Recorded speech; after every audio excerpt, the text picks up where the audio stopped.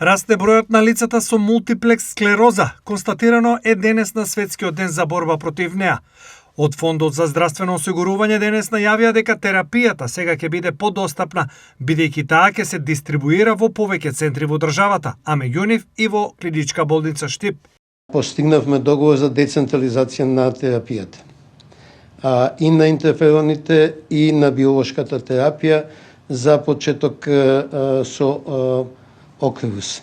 Во однос на биолошката терапија, веќе е извршена обуката на медицинските сестри во 8 септември во Клиничката болница Штип и Свети Размо во Охрид.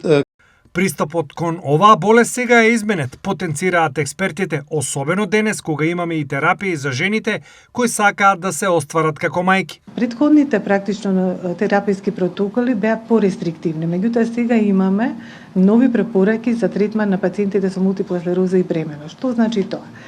Тоа значи дека веќе од пред неколку години, 2-3 години, практично се одобрија 2 лека кои што се употребуваат во тек на бременост, меѓутоа за умерено активна форма на болеста.